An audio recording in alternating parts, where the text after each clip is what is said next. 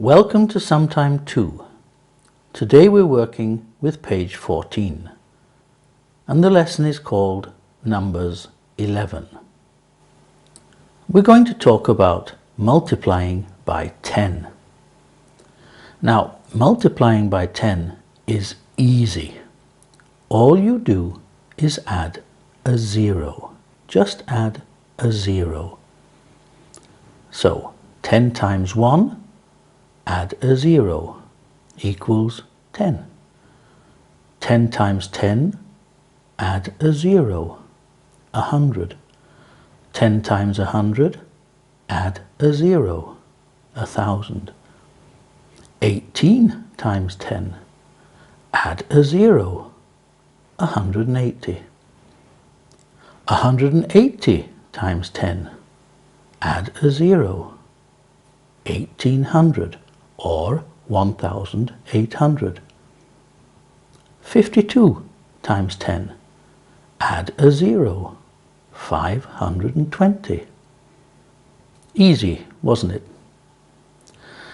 But how about multiplying by 30? 14 times 30.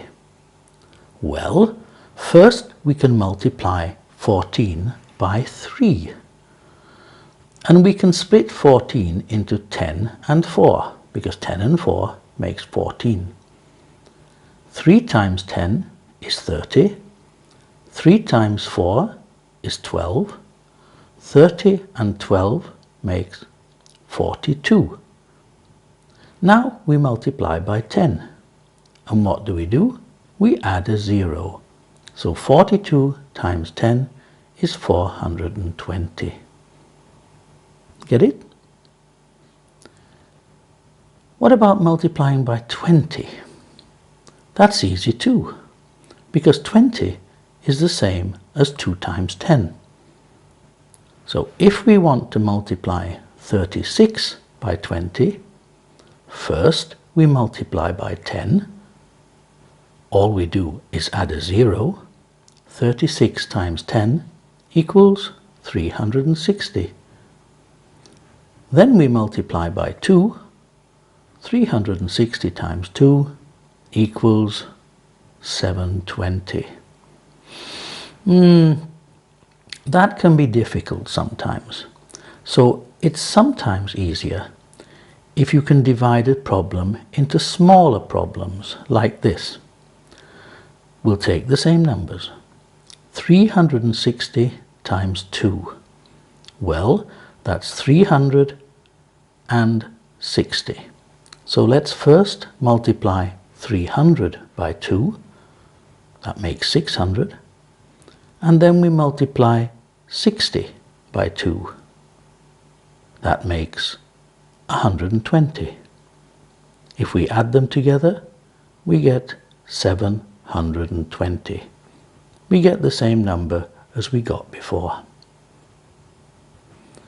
You can, of course, solve the same problem in another way, like this if you like.